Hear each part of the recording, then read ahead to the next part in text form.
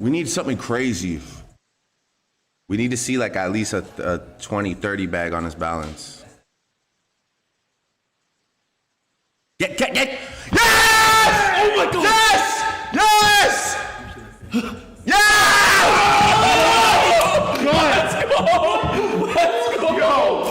तो यार कभी आपने सोचा कि जब कोई इंसान गैम्बलिंग करता है या कसिनो में जाता है, वहां जाके गेम्स खेलता है, तो ज्यादातर चांसेस उसके हारने के क्यों होते हैं? वो ज्यादातर हारता क्यों है? या अगर कोई जीतता भी है तो एक लॉन्ग टर्म में या कुछ टाइम बाद वो हारता है, ऐसा क्यों होता है? क्या गैम्बलिंग किस्मत के ऊपर चलती है?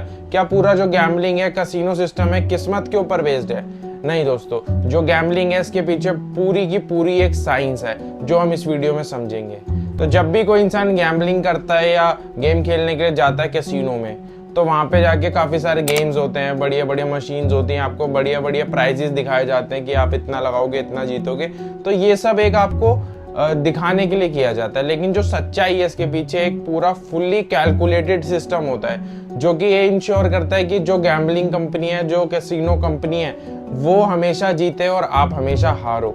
ये पूरा एक कैलकुलेटेड सिस्टम होता है। मैं आपको बता दूं कि गैम्बलिंग कोई चैरिटी डोनेशन नहीं है कि आप वहां पे पैसे लगाओगे आपके पैसे डबल हो जाएंगे या रिटर्न मिलेगा। नहीं, गैम्बलिंग अपना एक बिजनेस है। बिजनेस का मतलब होता है प्रॉफिट बनाना। तो अगर आप वहां जा रहे हो तो समझना उनका एक बिजनेस है, आप उसमें पैसे लगा रहे हो और उनको प्रॉफिटेबल बना रहे हो। खुद आप प्रॉफिटेबल नहीं निकलोगे, इन दी लॉन्ग टर्म आप लॉस में ही रहोगे। तो क्या होता है पूरा गैम्बलिंग का सिस्टम? क्या साइंस होती है इसके पीछे? ऐसा क्यों कहा जाता है कि at the end the house always wins? ऐसा क्यों कहा जाता है? इसका मतलब होता है कि आप कितना भी प्रॉफिट बना लो, आप कितना भी खेल लो, लेकिन आखिरी में जो गैम्बलिंग कंपनी है वही जीतेगी, प्रॉफिट में वही रहेगी। तो चलिए दोस्तों, पूरी साइंस समझते हैं गैम्बलिंग के पीछे। तो यार गैम्बलिंग और कैसीनो कंपनीज मेनली दो फैक्टर्स के ऊपर वर्क करती हैं।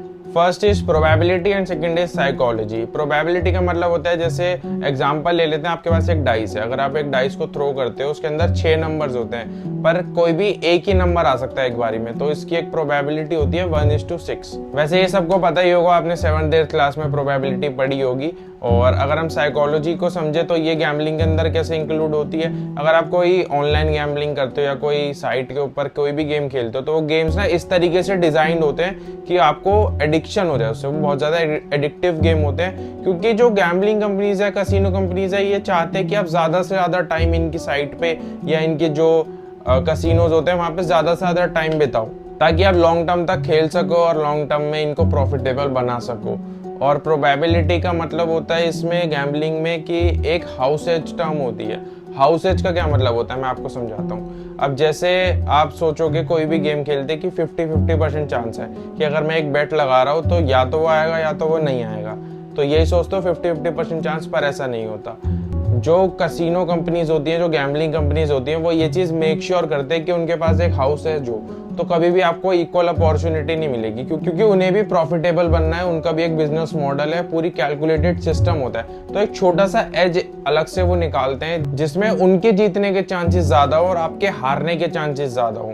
तो ये हर गेम के अंदर होता है हाउस एज, ताकि वो अपने आप को प्रॉफिटेबल बना सके। अपना मेनली सारा प्रॉफिट वो इसी चीज से निकालते हैं। तो यार हाउस एज को समझाने के लिए मैं आपको एक एग्जांपल देता हूँ। कैसीनो का एक बहुत फेमस गेम है रूलेट। उसके अंदर 36 तक नंबर होते हैं, 1 से लेके 36 तक। तो सबको लगता है कि उसमें जीतने के चांसेस क्या है, 36 में से एक नंबर आएगा, उसकी प्रोबेबिलिटी 36:1 है। लेकिन ऐसा नहीं होता। उसके अंदर एक जीरो भी होता है जो लोग नोटिस नहीं करते, और कभी कभी अलग अलग तरीके के रूलेट में डबल जीरो भी होते हैं, ट्रिपल जीरो भी होते हैं। तो अब प्रोबेबिलिटी क्या हुई, 37:1 अगर डबल जीरो है तो, और 38:1, 39:1 अगर 0 ऐड होते जा रहे हैं। लेकिन हम लोग ये चीज नोटिस नहीं करते। हम सोचते हैं भाई 36:1 है और ये फेयर है। और ये जो 0 ऐड हो रहे हैं ये है हाउस एज, जिससे प्रोबेबिलिटी बढ़ जाती है कैसीनो कंपनी की, गैम्बलिंग कंपनी के जीतने की, और आपके हारने की प्रोबेबिलिटी बढ़ जाती है। तो यार आपको एक और एग्जांपल से समझाता हूँ। गैम्बलिंग कंपनी के मान लो 5% हाउस एज है रूलेट गेम के अंदर। तो अगर आप $1 मिलियन की एक बेट खेलते हो तो उन्हें आपसे $50,000 ही चाहिए, ज्यादा नहीं। आपको $950,000 आपको वापस मिल जाएंगे आपको, और आप अपने घर चले जाओगे। गैम्बलिंग कंपनी ये नहीं चाहती कि आप बैंकरप्ट हो जाओ, कि आपका सारा पैसा एक ही दिन में खत्म हो जाए, वो सारा अमीर बन जाए। नहीं, वो चाहते हैं कि आप अगर 10 रुपए लेके आए हो तो घर आप 5 रुपए लेके जाओ, आप थोड़ा थोड़ा रोज हारो। ये उनका मेन कॉन्सेप्ट होता है कि आप रोज आओ और जितने पैसे आप लेके आए हो वापस जाते हुए उससे थोड़े से कम लेके जाओ, उस थोड़े से पैसे से वो अपने आप को प्रॉफिटेबल बनाते हैं। तो ये एक पूरा छोटा सा बिजनेस मॉडल मैंने आपको समझाया गैम्बलिंग का। अब इसके अंदर एक और टर्म आता है वेजर, मनी वेजर करना। जो लोग गैम्बलिंग करते हैं, कैसीनो करते हैं, उन्होंने कहीं ना कहीं सुना होगा या ऑनलाइन साइट्स पे आपने देखा होगा एक वेजर करके वर्ड होता है। अब इसका क्या मतलब होता है? इसका एक बहुत ज्यादा इंपॉर्टेंट रोल होता है गैम्बलिंग के अंदर। आपको समझाता हूँ। अगर आप 500 रुपए लेके कोई भी गेम खेलते हो तो आपके साथ क्या होता है? कभी आप 400 पे आ जाते हो 100 के लॉस पे, कभी आप 300 पे आ जाते हो 200 लॉस करके, कभी आप एक बेट जीतते हो तो आप 700 पे, 800 पे, 1000 पे आ जाते हो। तो ये कम ज्यादा आपका चलता रहता है जब भी आप गैम्बल करते हो। तो ये आपकी मनी वेजर हो रही है। मान लो आपने 500 से 200 करे, 200 की एक बेट खेल ली तो 200 रुपए वेजर हो गए।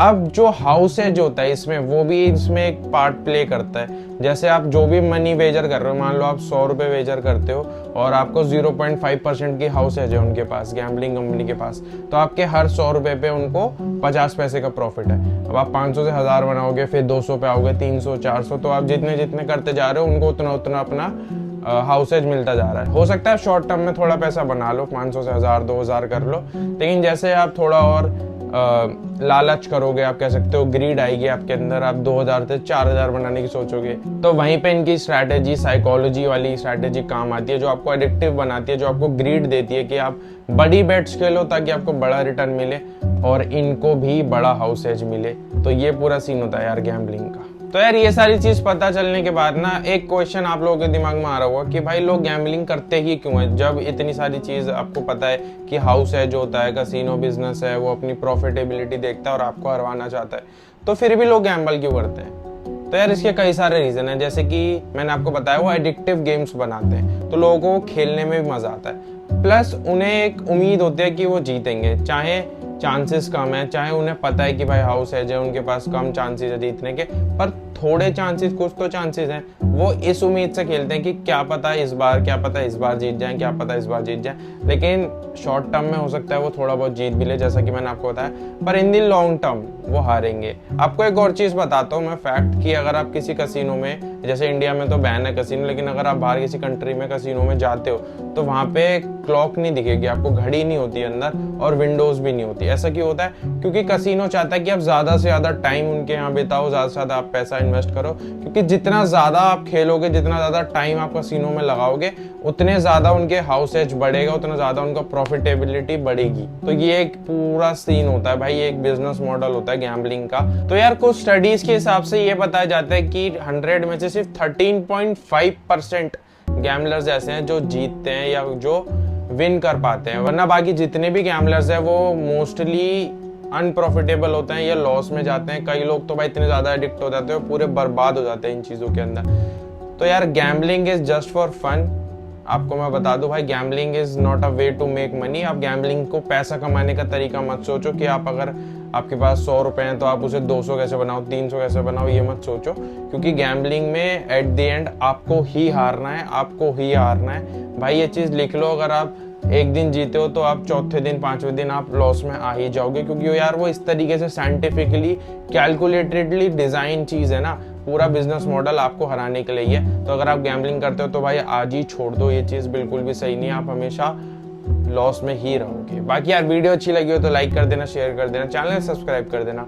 मिलते हैं नेक्स्ट वीडियो में, बाय गाइस।